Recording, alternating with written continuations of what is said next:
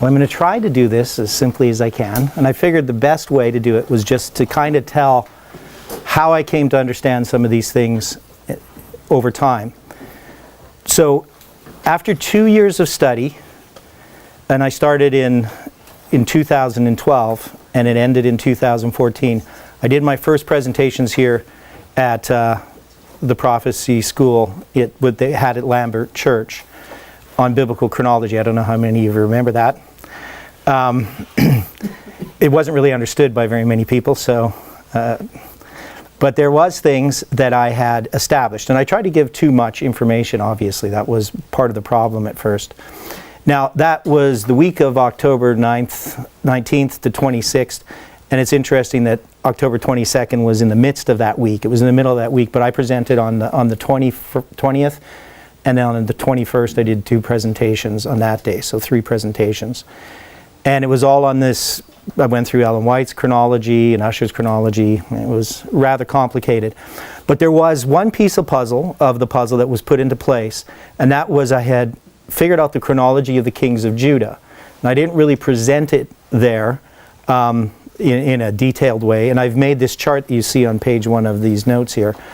And I did it all the hard way, that I went through and I worked through every detail. But after I had done that, I found that if you just took the years of the reigns of the kings of Judah, as you see in this column here, that it has Judah on the left, northern kingdom on the right side, and if you just add up the reigns that are given in the Bible, the numbers that are given, counting for the fact that there's a co-regency with Jehoram and Jehoshaphat, the total number is 391 years and 6 months. And so I could have just simply done that calculation, and I would have had the number of years of the reigns of the kings of Judah. Now, my chronology differed from Ussher's a little bit, but and there's reasons why Ussher did what he did. I'm not going to go into that. But it's quite simple, actually, when you look at it. Now, some people have tried to go through and do it, and they get confused here and there. There's some confusing points. Now, I'll just want to note that when you look at the kings of Israel on the right side, that if you were to add up that list of numbers, it comes up to 260 something. And that's because theirs is not a continuous numbers that are meant to count and add up. The kings of Judah are. So God designed that the kings of Judah, which is the line of Christ, are meant to be understood. So that 391 years and 6 months, which we're kind of studying, that comes clearly from the Bible when you take it as it reads. Now, we also know that there is 70 years captivity that's based on 490 years. So I'm going to draw these things out here. So we have 391 years and 6 months. And this is going to go from 977 to 586. And we know then that there's 120 years of the United Kingdom of Israel. And if we go here from 1097 and we count 490 years, that's going to bring us over here to 607. I'll erase this right away. But that 490 years is why there is that captivity over here of 70 years, right? So that's one of the ways we mark 1097. So there's different ways in which we can establish this.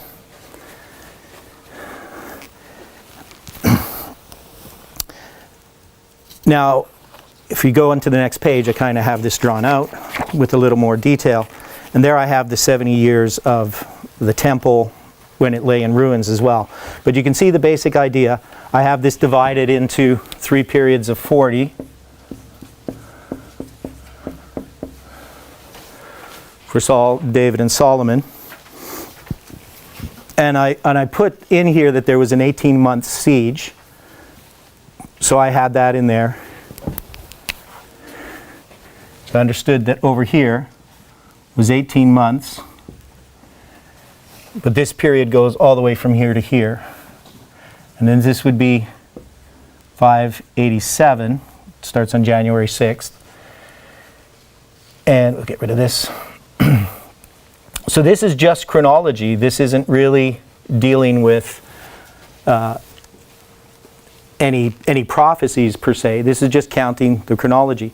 So what I had noticed in 2014, as I did notice that if we went from this siege 40 years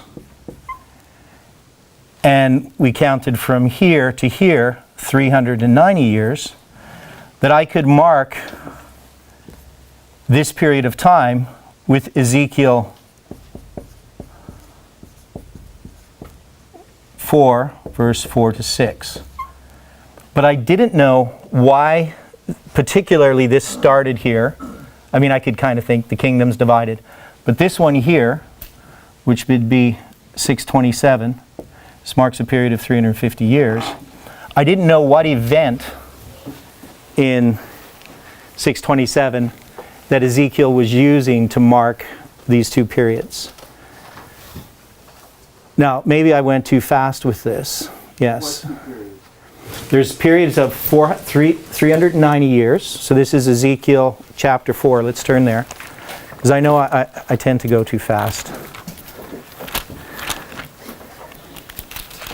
So in Ezekiel chapter 4, starting at verse 1, it says, "Thou also, son of man, take thee a tile, and lay it before thee, and portray upon it the city, even Jerusalem, and lay siege against it, and build a fort against it, and cast a mount against it.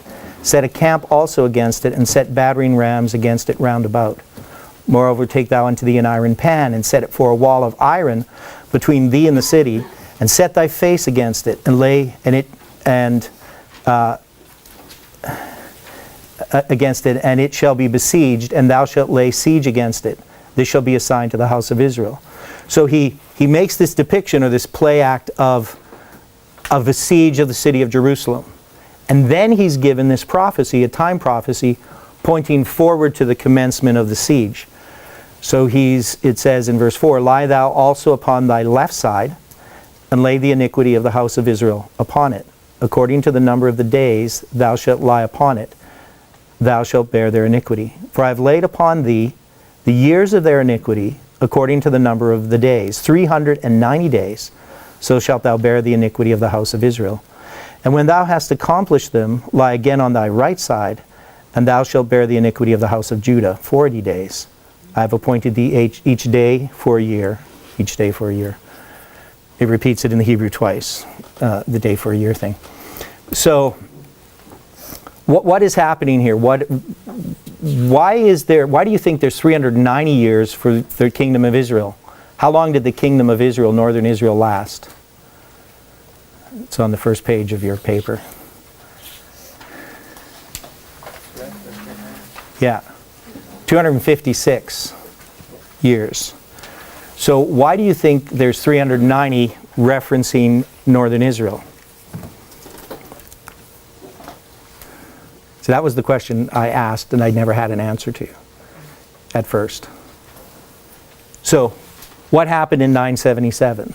This is the question that virtually no Bible chronologist has ever been able to answer, by the way. Yes, nobody has ever been able to answer this because they have the wrong chronology.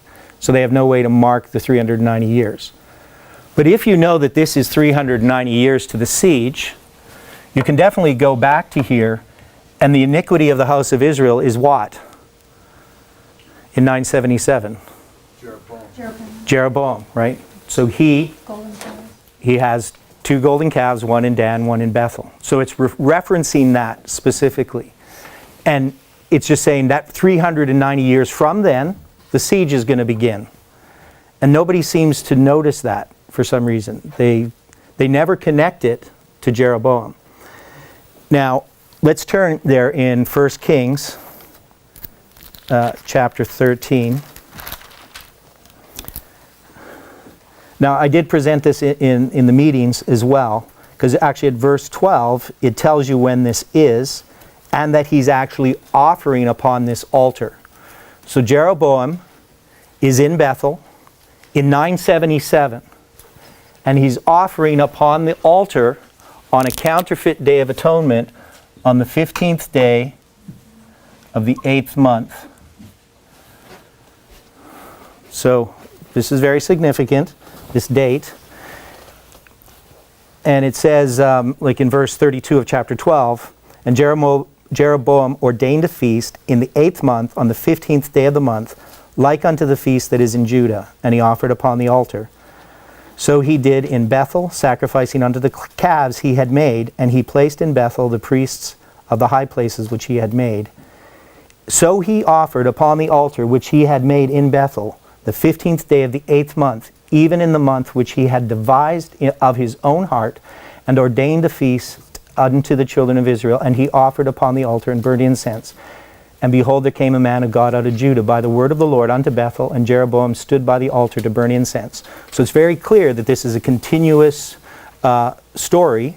It's the chapter, a lot of times people just start reading at the beginning of chapter 13, verse 1, and don't realize when this is, that it's on the 15th day of the 8th month. So we're familiar with this, and he makes the prophecy of Josiah, and it says in verse 2, and he cried against the altar in the word of the Lord, and said, O altar, altar, thus saith the Lord, behold, a child shall be born unto the house of David, Josiah by name, and upon thee shall he offer the priests of the high places that burn incense upon thee, and men's bones shall be burnt upon thee. So this prophecy is the start of this 390 years that ends with the siege in 587.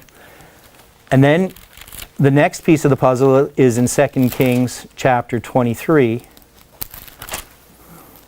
I always remember because one's chapter 2, or one's 2 Kings 13, one's 2 Kings, 1 Kings 13, 2 Kings 23, pardon me. So 2 Kings 23, and this is verses 15 to 18. Now, part of the problem when I first looked at this is just that the verses are not in order, and it's just referring back to a previous time. So in verse 15, when it says, moreover, this is actually going back. So this is in the 18th year of Josiah, and when it says, moreover, the altar that was at Bethel, this is in the 13th year of Josiah. So it's going back to an earlier time. It's not talking about this as happening then. But this is when it's fulfilled. So I'm not going to read it, but you could read that. So the prophecy is then fulfilled in the 13th year of Josiah in 627. So this is 40 years from the fulfillment of this prophecy that's given here. So the prophecy is actually 350 years. Right? But it starts the 390, this here, and it starts the 40, and they end together. And this is a day for a year prophecy, and the first example of a fulfillment of a prophecy in that manner. Question, what prophecy is fulfilled? I know the answer, but someone asked, what prophecy is fulfilled? Ezekiel chapter 4, verse 4 to 6. So it's the prophecy of, or are you saying what's prophecy is fulfilled at 350? Yeah. That's the prophecy in 1 Kings chapter 13, verse 1 to 5. That's the prophecy of Josiah. That the disobedient prophet gave to Jeroboam. Oh, okay. Yeah. So that's the first prophecy. And I paralleled that 2 years ago. So what happened is I kept this view of this, not really understanding it. As I started to understand it, 2 years ago I presented this. Here is when the power was out, and Daniel didn't want to present, so he had me present. So you were going to do the sermon that day. I don't know if you remember that. Oh, yeah. Yeah. So I ended up presenting on Ezekiel, which I had studied, and I presented this line here. Now there's more details in it, and I'm going to leave some of them out. For now. I might add some of them at another time, or maybe even later on if people have more specific questions. But if you look on page, it says page 12, but it's page 2. Somehow the paging is weird. Yeah, I know, I have page 12. So it's the first page 12 in the middle there. And that's sort of how it was for quite a while. Before I had understood it then. That's kind of the simple version of it. I have Samuel Snow, you'll see there in 592. So why would I put Samuel Snow in 592. So this is kind of the next step. This is now Ezekiel. So I'm going to draw this here just again. So here we have Ezekiel. So these are the two prophecies, but I'm just going to draw exactly the same thing here. And I'm going to put these dates, 627, 587, 586. We got 18 months here, which we're going to deal with. And then here we have this in 592, and I put, it was snow. If we go to Ezekiel chapter 1, what's that? What was the fulfillment of the prophecy? 2 Kings 23 what? 15 to 18. Thank you. Yeah, and the way that you tell when it is you have to go to Chronicles. I can't remember which chapter, but you find out it's in the 12th and 13th year of Josiah that he does that work. It's not in the 18th. But just tearing the altar in half is on a basic level, right? Yeah. Okay. Yeah. Okay, so in Ezekiel chapter 1, it says, "It came to pass in the 30th year, in the 4th month, in the 5th day of the month, as I was among the captives by the river of Chebar, that the heavens were opened, and I saw visions of God. In the 5th day of the month, which was in the 5th year of King Jehoiachin's captivity, the word of the Lord came expressly unto Ezekiel the priest." So what is given us here? What does he say that this first vision, right? So this is Ezekiel's first vision. And when does he say it is? So he says it's in the 30th year. What else? So 5th day, 4th month. And what else?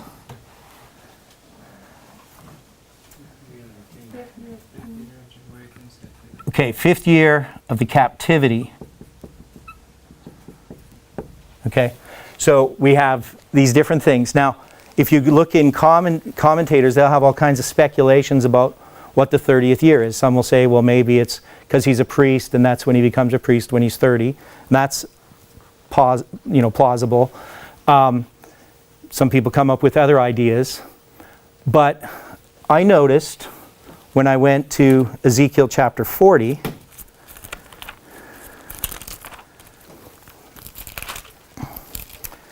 that we have his last vision. And this vision, it doesn't give us as much information, at least not on the surface. So it says in the 40, verse 1, it says, "In the 25th year of our captivity, in the beginning of the year, in the 10th day of the month, in the 14th year after that the city was smitten, in the selfsame day the hand of the Lord was upon me and brought me thither." So it says that this is the 10th day of the month. Does it tell us which month it is? Okay. Okay, so she says 7th month. Now you'll find some translations actually say that this is in the spring, right? So the beginning of the year, when you just read it in the King James, when does the year begin according to the Bible? What's that? March or spring? In the spring, right? Now, they have a term for that in Hebrew, and that's the return of the year, the shuv. The year returns. It's like a circle. But this doesn't say that. This says Rosh Hashanah. Rosh Hashanah is the head of the year. And I've shown this illustration before, that the Jewish calendar is a circle because the sky is a circle, and their calendar is the sky, right? And that the first month is down here.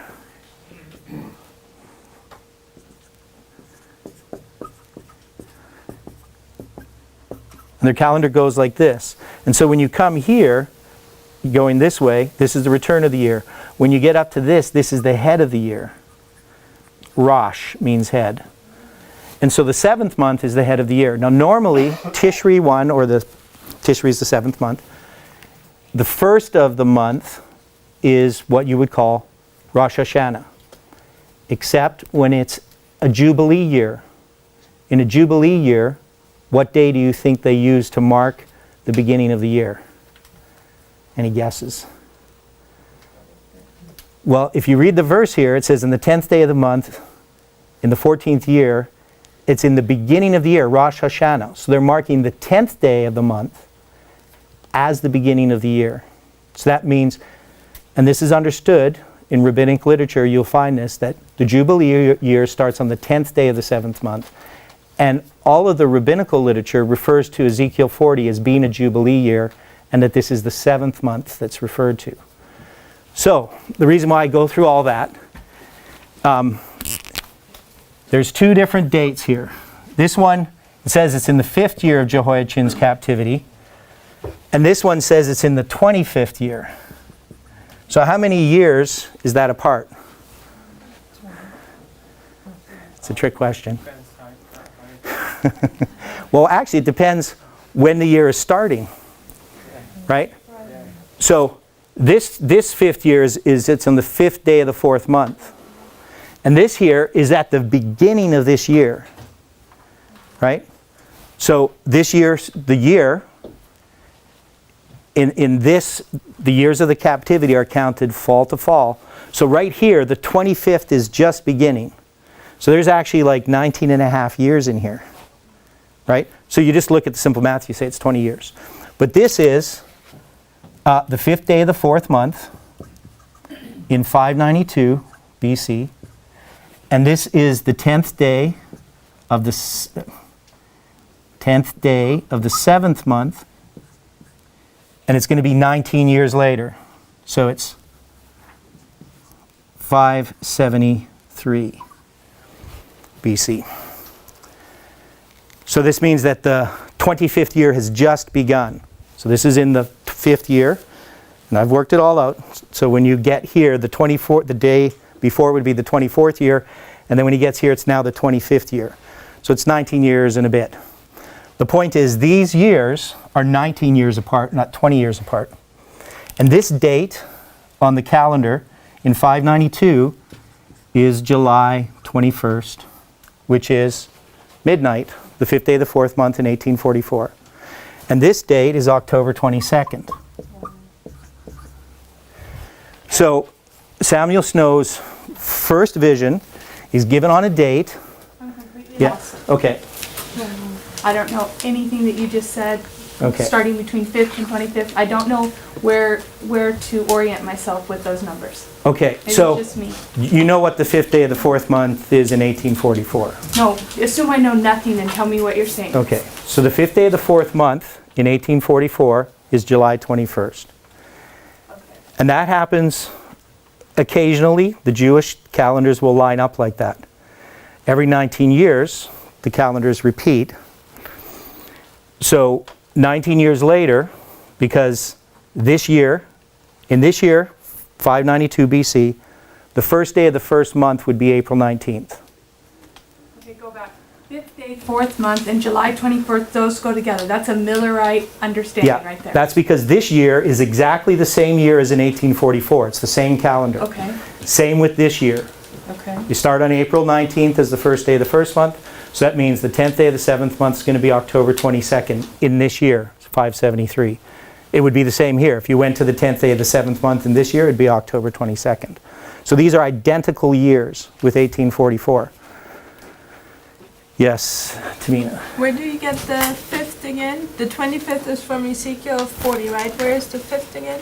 Where do you get that from? That's from Ezekiel chapter 1, verse 2. Okay, thank you. And this is when Ezekiel's first vision. Yeah, so we have Ezekiel's first vision is given on a date that is what we would call midnight. Right? So we're going to call that midnight, 5th day of the 4th month. That's in Millerite history. And his last vision is given on the Day of Atonement. Thank you, Bronwyn, I really appreciate that. Yeah. Me too. Now I understand. Yes. Can I ask one more question? Okay, yeah, You have 592 and 573. yeah. Those are the only years in the whole history of the world that those days have matched up exactly like that, or is this just a common occurrence you're just pulling it Every out? 19 years, Okay, the Jewish calendar repeats roughly, okay. but you're going to have, because there's 30 days in a month, right? Okay. So you're going to have them line up, 30 times Okay. on average. So 1 in 30 years are going to have this this repeating. Yeah, Okay, sorry. yeah. Pay attention to what he's saying, I'm that trying it's, to. that it's roughly. Because if you take from this conversation that it repeats every 19 years, you're gonna get attacked for using a calendar that, no, Metonic. Metonic cycle. Okay. But that formula of Metonic cycle works in the short run, falls apart in the long run. That's why he's saying roughly. Yeah, 19 But for years. 19 years that he's covering there, it's the same. Okay, yeah. No, yeah, there's more I could add about that. But the thing is, the odds of this happening for these two dates is very unlikely that it would occur for just the first and last vision. So it's something that's, you know, statistically unlikely that it's going to occur like this. And especially, you know, the first and last, and it matches to Millerite history and all the symbolism that's involved with it as well. So it's part of God's design. He's saying the book of Ezekiel is structured in Millerite history from midnight, July 21st to October 22nd. Yeah.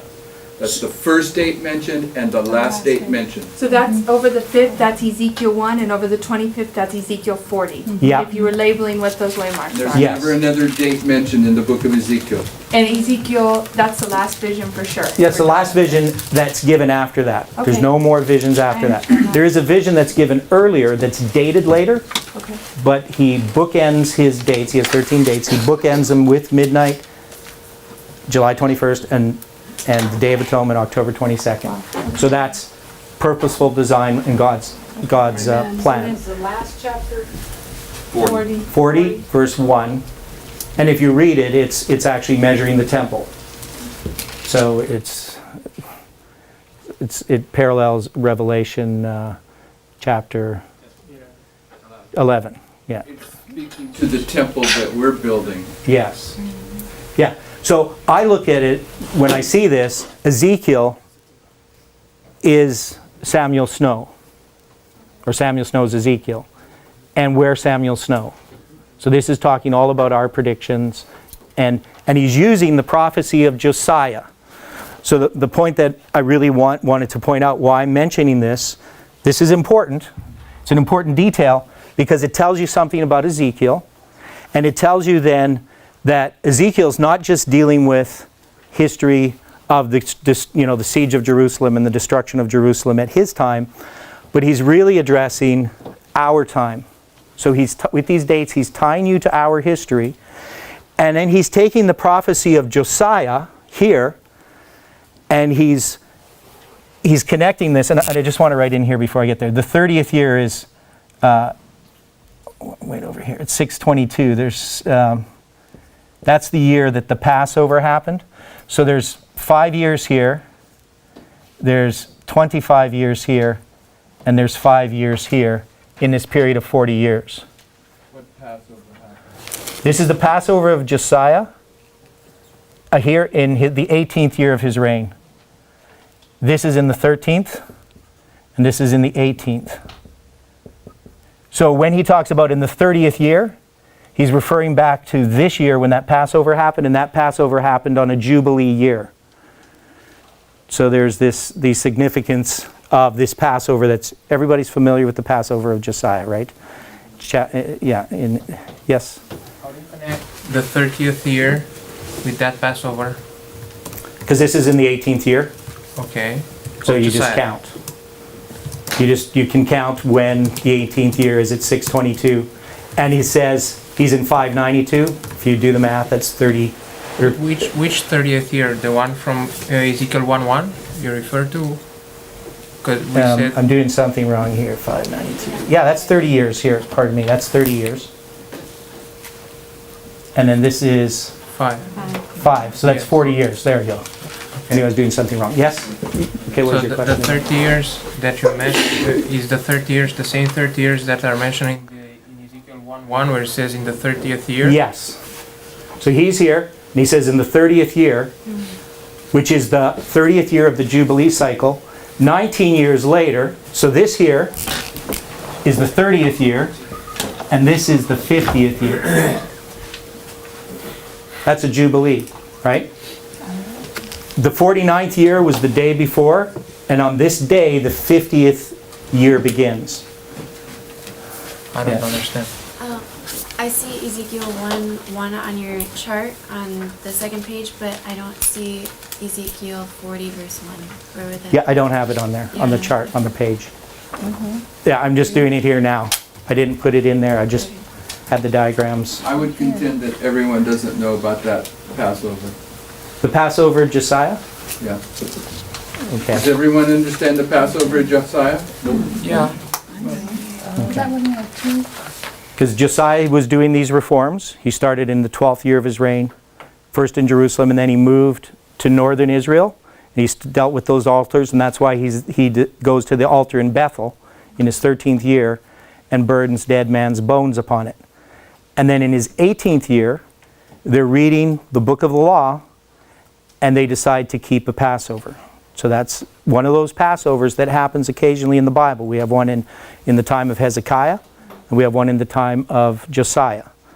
So that Passover is marked specifically, and that's what Ezekiel is referring to when he's here, and he's talking about the 30th year. So there he's talking about the 30th year from the Passover of Josiah, right? So you count 30 years from... Yes, there's more detail that I want to leave out that I don't want you to bring up. But yes, it's 30 years from here to here. Okay. Yeah, because it depends where you are in the year, why you call it the 30th. So that's what you mean when you say he's referring back to that Passover. He's referring back through the 30 years which start Yeah. in that Passover. Right, so he's referring to Josiah in an indirect way that you have to know some things to know he's marking Josiah here. Where does it say that in the Bible? Where does he say that? In Ezekiel 1 verse 1, it says in the 30th year, Okay. right? Okay, yeah.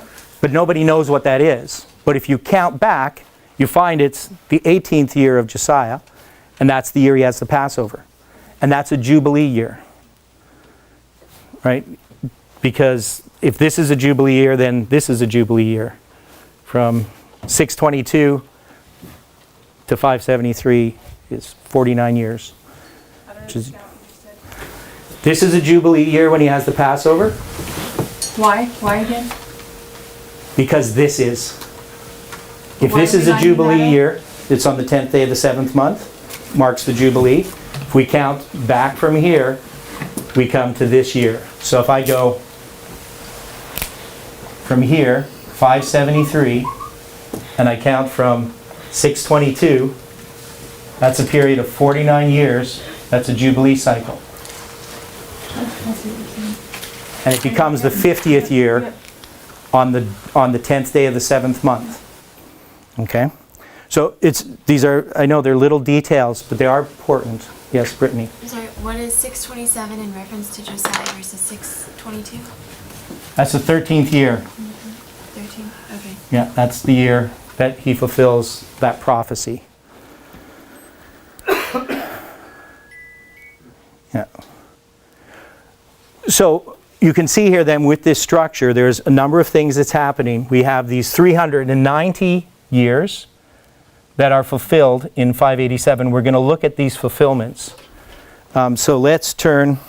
And that 390 is the prediction of Ezekiel laying on his side. Right. So in Ezekiel 4. So let's go to... in my notes it's called the Ezekiel's predictions. And so I just covered that. So we're going to go to... and I cover this. I mention what I just mentioned on the second page 12. And then I go through the two verses, 1 Kings and 2 Kings. And then right at the bottom of that page, it says, the two dates joined together to mark the commencement of the siege. Now this is an important point. Now this siege here in 587, so this is the siege, happens on what date in the biblical calendar? 10th day of the 10th month. 10th day of the 10th month, which it doesn't. How do you know that? It says right there. When you look at the verse, in the verse that we're going to read. So I'd say this, but then we're going to look at these verses. But it occurs on the 10th day of the 10th month in the 9th year of Zedekiah. And that's in Ezekiel 24, verse 1, that you find this. Now, so then I'm kind of backtracking, and I just say it should be noted that the prophecy was given here on the 15th day of the 8th month. So I did mention that. But I didn't mention that this date here, so 977, the 15th day of the 8th month, is November 22. Now that's on the correct biblical calendar. But if I was to go to any program and you look up the biblical calendar, what biblical calendar will they show you if you go to most programs? The rabbinic. Yeah, the rabbinical or rabbinic calendar. Now if you go to this date in 977 and you look up the dates, you will find that you get the dates October 13th is the 15th day of the 8th month, so this 15th day of the 8th month, and October 22nd. So this is going to be the Gregorian, and this is going to be the Julian dates, and this is rabbinic. So when you go to this date, November 22nd, that's on the biblical calendar. So this is according to the correct way to calculate the calendar. But if I use the rabbinic calendar, which starts a month earlier in that year, the dates that are produced on the Julian, instead of November 22nd, it's October 22nd, because it's 1 month earlier, and the Gregorian date is October 13th. So it's just something to note. All of these then symbolize, and we've already understood this, October 13th symbolizes a close of probation. It's connected with the close of probation. October 22nd is. This is as well. This is connected with the midnight cry.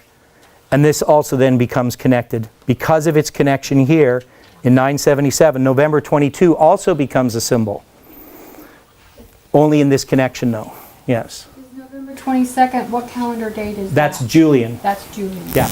Because anytime you look at a program and you look at the past, they'll always give you the Julian dates, because the Gregorian calendar didn't exist until Okay, so why do you have the 1580. Julian for October Yeah. 22nd? Yep. That's the rabbinical Julian. No, below it. Yeah, because this is the rabbinical, this is the biblical. So you got biblical, it'll produce this. If you go through the rabbinic, it produces these dates. So you don't have a date on the 15th day of the 8th month. He does. He has 4 of them. Yeah, well, yeah, so November 22nd, 15th day of the 8th month on the biblical. And if you go to the rabbinic, it's October 13th on Gregorian, October 22nd on Julian. November 22 is also the Gregorian. No, that's Julian. No. It's Julian calendar. I never looked at the Gregorian. It would just be November 13th. Okay. So what you say is we take two calendars, Yeah, right? Biblical and rabbinical, and then we transpose those dates from biblical to Julian and Gregorian. In the case you only Yeah. take Julian for biblical. And then we get those other dates. yeah. So, and some people say, well, why am I using the rabbinic calendar? It's not the correct calendar. Well, the reason I do that is because the Millerites used it, and we use it in Samuel Snow's letters to mark April 3rd, for instance, for the republication of Samuel Snow's first letter. Right? So those types of things happen. And when we use it, we find that it does some interesting things. And it's obviously a calendar, just like the Julian and Gregorian are. They're not correct calendars per se, either. But they're calendars that we can use in Bible prophecy. And so they give us information. Okay, Tamia. So, just for me to understand, for the date, you have the 15th day of the 8th month. You're merging the symbols and you're putting the midnight cry and the close of probation together. Yeah, what I'm saying is they're not the same event, but they are connected sequentially, right? I'm not saying that they're all the same thing at this date, but I'm saying that they all symbolize... They're not separate or... Yeah, they all symbolize, because at midnight cry, you're giving a message for the close of probation. So those things can be connected in this way. But I'm not saying October 13th, 15th day of the 8th month, October 22nd and November 22nd are all close of probations.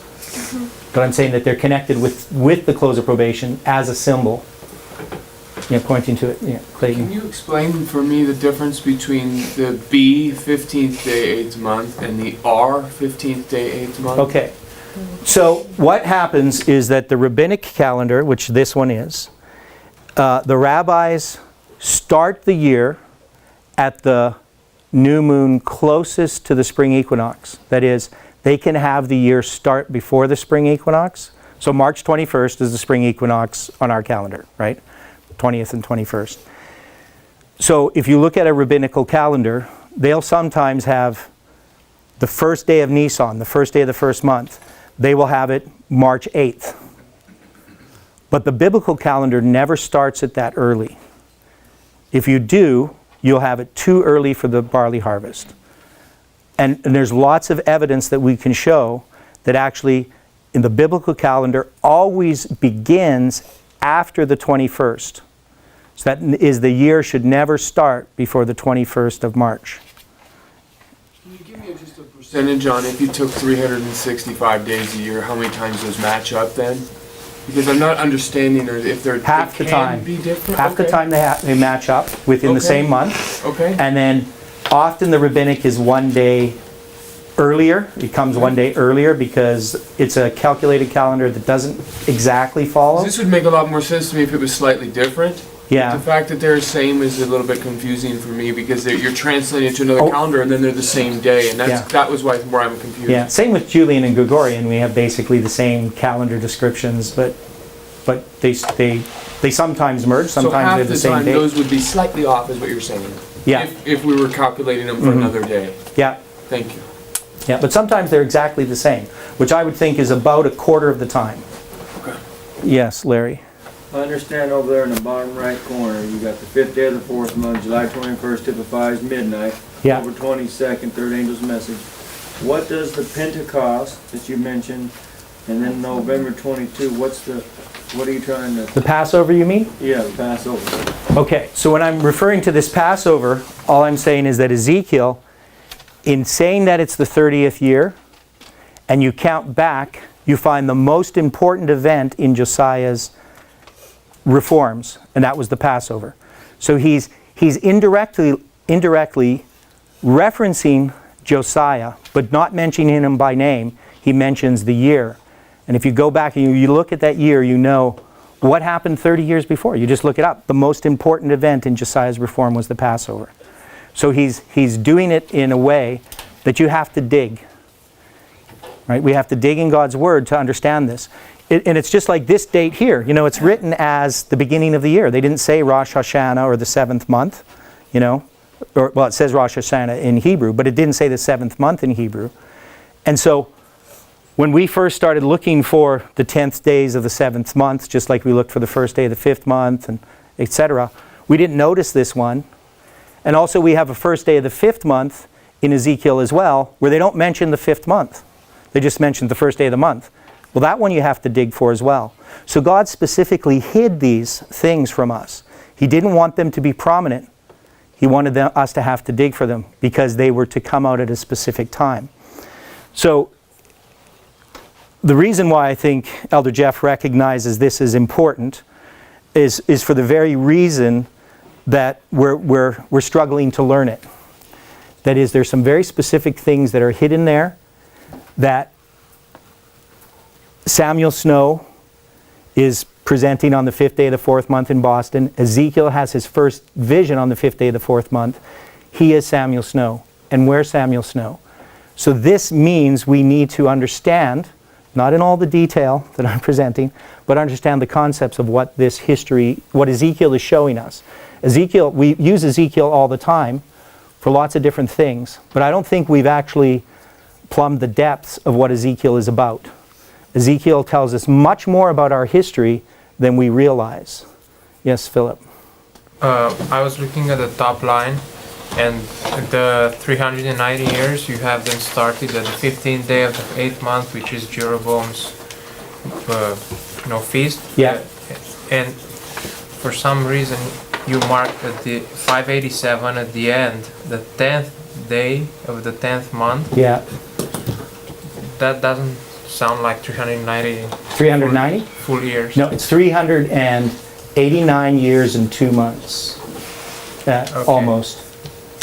Right, so the question that you have is an important one. See, that's where I think it's been answered now. So the problem that I have, so what Philip was pointing out is he was doing some math. And he says this is 977, and this is November 22nd, 977. And this date here in 587 is January 6th. So you're going from November 22nd in your 580 or 389th year, right, to come to here.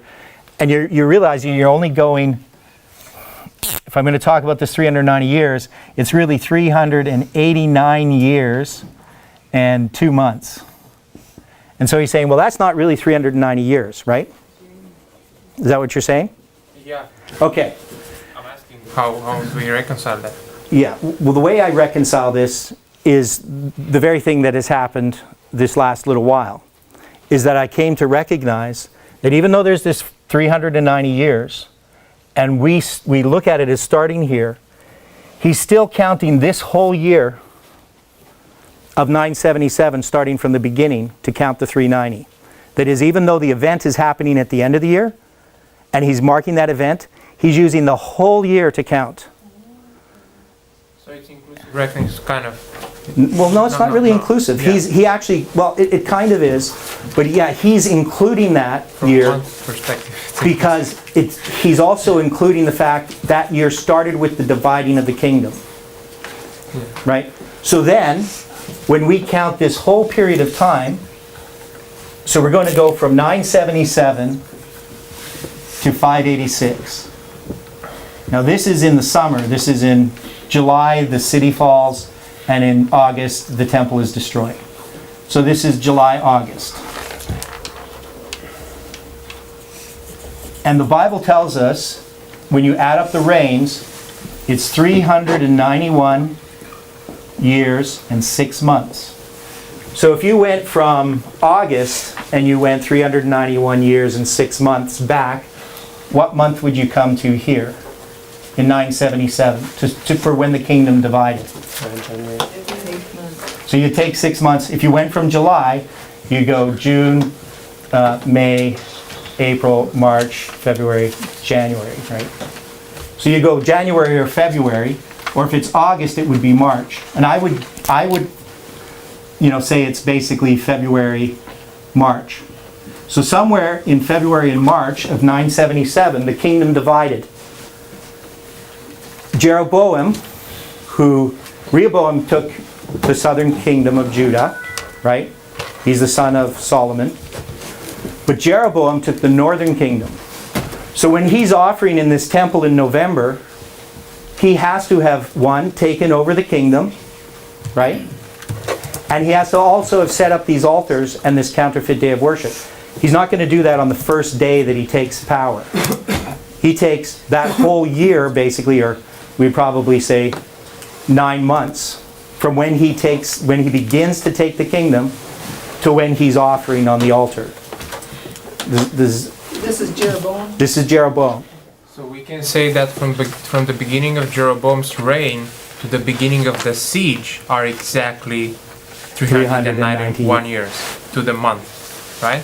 Yeah, I think it's pretty close. I have no way of proving it, but it could be. Because it's the whole duration of the kings is 391 and a half, and you have a year and a half of siege. Yeah. You cut that. Yeah, if I start. Yeah, so it's either like January, February, maybe March. Depends where you end it. I actually would probably end it with Zedekiah in July, right? So if you go February, March, April, May, June, July, August. So that's starting January. You're right. So you go January to July. Depends how you count it. But January, maybe February to July. That would be 391 years and 6 months. So you have to count it from the beginning of the reign when the kingdom is divided. And we don't know exactly the date. The Bible doesn't say, in what month it happened. But we know based on other evidences that it has to be very much at the beginning of 977, not halfway through, and not in 978. So January is probably when it happened. It might be exactly, who knows, 390 years to the day on the biblical calendar. Actually, turn to Ezekiel 24. So we're just going to try to finish up Ezekiel, his predictions. So it's good we didn't get very far. So in Ezekiel 24, it's not 24, it's 20, I always do this. I thought it was 24. No, it's, I have it written down, so.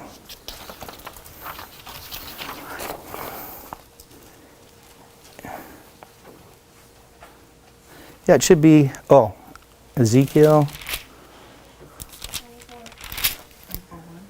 What are we looking for? Yeah, it's 24.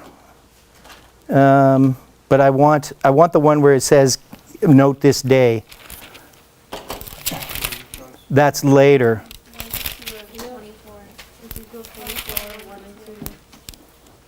No, I want to actually look at 31 first. Ezekiel 31, that's why.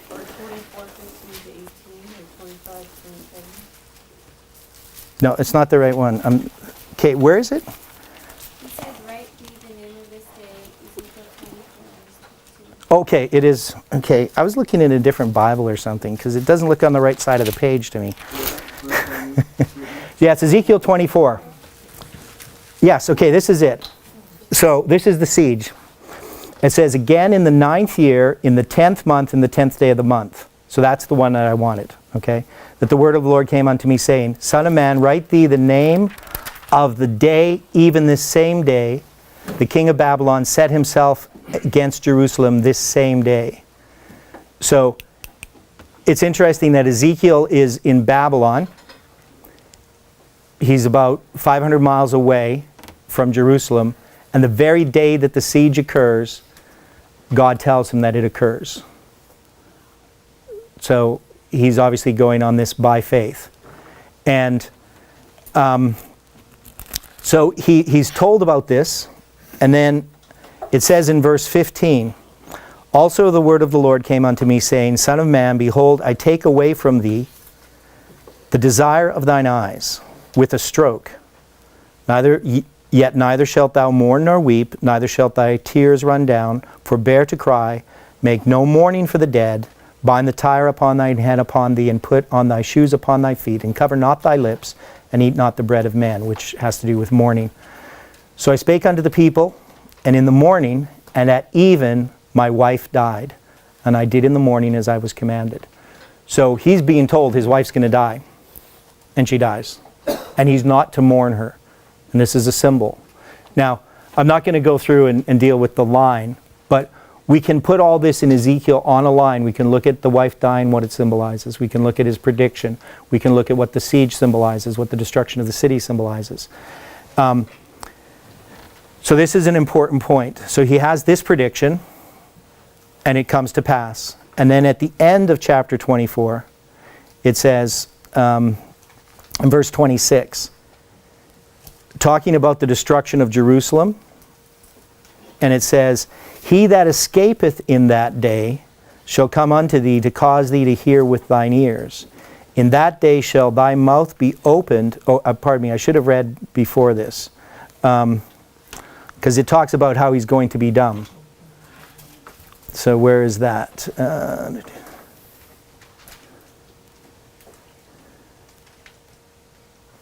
Okay, maybe it's just in here in this verse. In that day shall thy mouth be opened to him which is escaped, and thou shalt not speak and be no more dumb.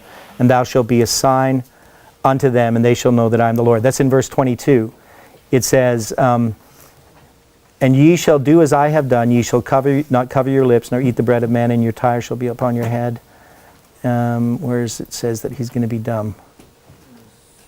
Dumb is 27. 27? That's the only place? Okay, so the point is, he's going to be dumb until this person comes from the destruction of the siege. So the siege is here in 587. The city is destroyed 18 months later. And when you count all out the chronology, you find that there's a period here, about 5 or 6 months, I'll just say 6 months, from when the city is destroyed to when this person comes, so you get the escapee. And here you have the city. Does that make sense? So we can actually, he never talks specifically about the date of the destruction of the city. He talks about the date of the siege, and he gives you the date when the escapee comes. From Kings, we can find the date of the destruction, and from Jeremiah. So we have this period here, but we can then mark specifically, even in Ezekiel, using this knowledge, we can ascertain this. So does that make sense? So this 391 years and 6 months ends here, right? That's the end of this right here. This 6 months here is for the escapee. So there's these periods of time, these different years, different dates, and this is still in 586. It's just near the end of it. You make dumb in chapter 3, verse 26, which is chapter-wise way far away from that. Yeah. Chapter 3. Chapter which chapter? 3. Chapter 3. Verse 26.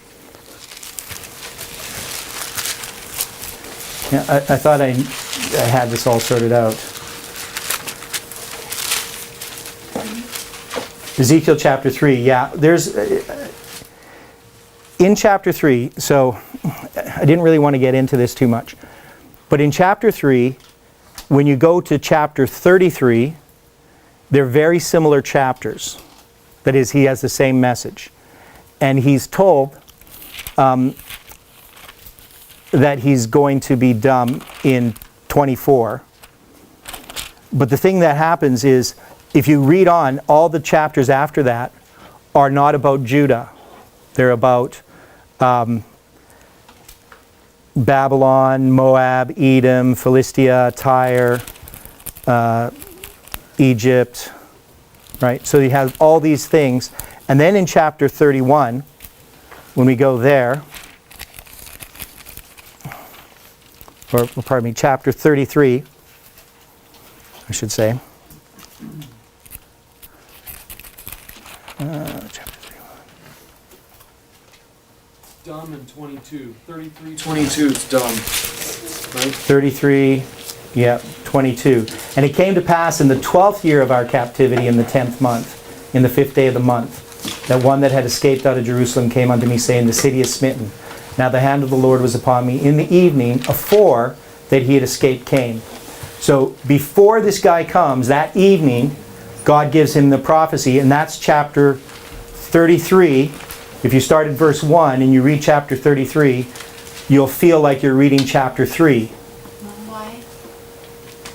Because God is doubling chapter 3 in chapter 33 when he now once again speaks to Israel. But when he speaks this time, this is after their probation has closed, in my understanding of it. So it's more a message of judgment. But he still has to speak this message to help close their probation. If that's how I interpret it. Somebody may have a different way of looking at it. But in chapter 3, he's told to give a message to Israel. And then we have, after the siege and the destruction, this escapee comes to him. And in the day that the escapee comes to him, he then opens up his mouth and repeats chapter 3. Right? Yes, Dr. Jeff. Even if you're not right on that, Yeah. or if you are right, I'm not addressing that. Mm-hmm. You have here in chapter 33, a second witness, that he's made dumb until it is time for him to speak.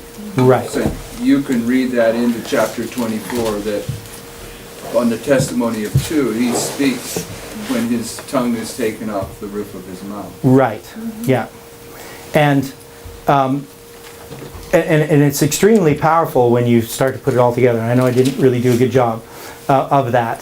So Theodore, Yeah, in the last 5 minutes, can you give us a summary of yeah. what you're saying this means for us today? Yes, that's exactly what I'm going to do. So when we look at these predictions, so what we have is we have a prediction in Ezekiel 4, verse 4 to 6. That's a prediction about the coming siege, right? So we're here in Ezekiel 4, verse 4 to 6. He has this prediction, and it's about what's going to happen in 587. And this prediction is based upon a prophecy that was given way back here and fulfilled over here.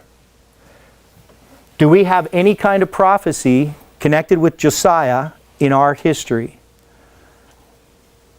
Right, obviously, we got Josiah Litch's prophecy.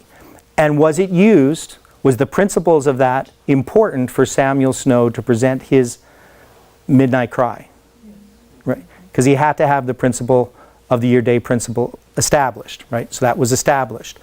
So we have in our history, we have, or in Ezekiel has in his history, he has this previous prophecy. This is the prophecy of Josiah, just like the Millerites had, but his is Josiah, where the Millerites are using a prophecy from Revelation 9, but presented by Josiah Litch. So we have Josiah connected. So in our history, what do we have that we're using to make these predictions? I mean, that's actually a question. It's not, I don't really have necessarily the complete answer to that. In our history, we're making a prediction. What are we basing our prediction upon? Josiah. Prediction of a coming siege with the Josiah in it. Yeah. So I think we're using both of these Josiahs as the basis for our prediction. Right? That's the way I would look at it. We could look at a lot of different prophecies that we use, but we can see right now what's happened is we've used the prophecy of Josiah specifically to make this prediction, which we're going to look at, I guess, when I present something again. Or, if not, Jeff will present that. He'll do that. We'll see what happens. But you understand what I'm saying. The very fact that we are making a prediction using the prophecies of Josiah should tell us that we are fulfilling those histories very specifically. And, there's a lot of details in there that we don't really need to know. I mean, we don't have to know all the dates of when everything happened. But we need to understand the principle of that.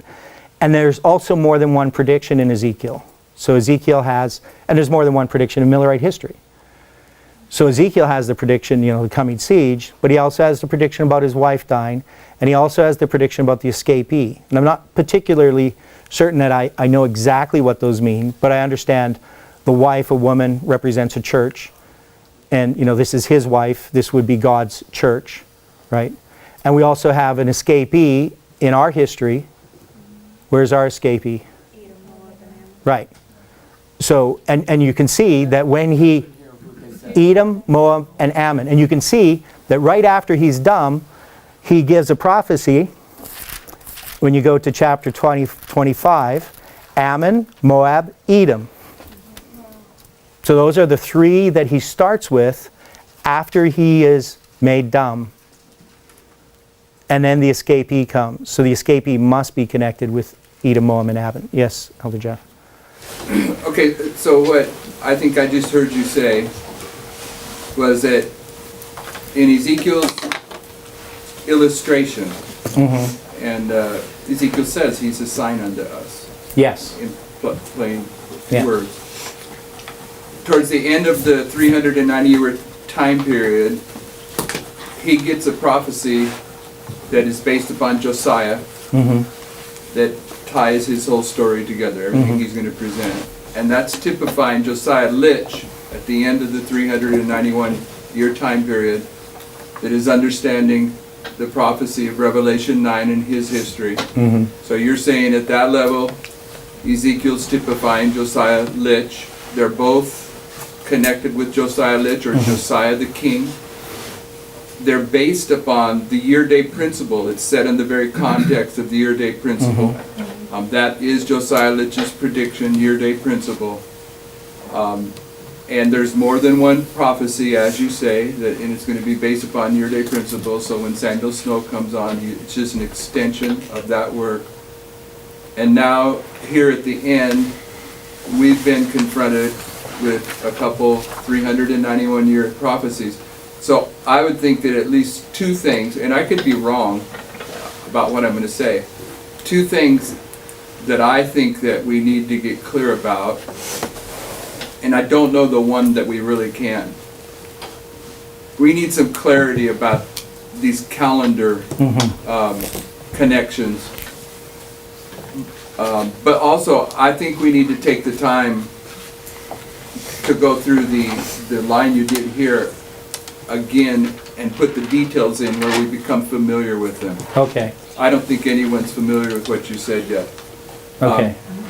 And once we have a basic familiarity with that line, maybe we'll never get how all the calendars correspond to one another as well as we should. But we need to get familiar with that line. That's the first line in the biblical narrative. So that's the first mention. Yeah. Before we tackle the connection of Josiah Lich. Josiah. Because we need to look at Josiah Lich's prophecy in more detail again, because we're all familiar with it, but there are details about it that are important that actually deal with the calendars. Yeah, and we've never made a recognition that July 27th was anything other than those two dates in that prophecy, but I think we can establish that July 27th now is connected. It becomes a symbol. Yeah. And the thing is, what I see, and you did a really good summary for me, thanks. It's better than I could have done. But the thing that I just from that I would look at, that I understand, is that I knew about 2 years ago that those prophecies were connected, Josiah Lich and Josiah.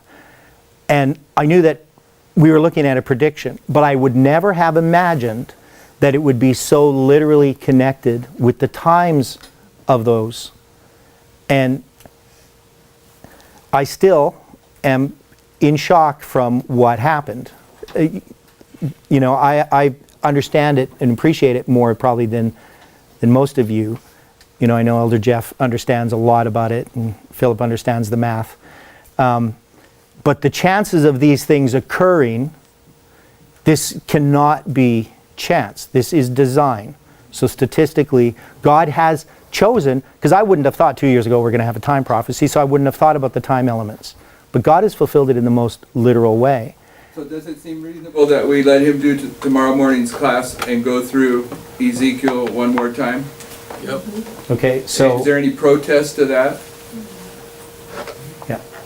Okay, Okay, so I'll try to do it a little bit better than this time. You did fine. I don't need to do it better, but we need to hear it a couple times before Yeah. we start understanding Okay, it. so what I'll do is I will go through just basically Ezekiel and deal with the details and try to just make it clear, not so, is what I Yeah, can but do. if there's any criticism Okay. about what you did this evening? I always feel that I could do better, but Yeah. let's close with prayer. Yeah.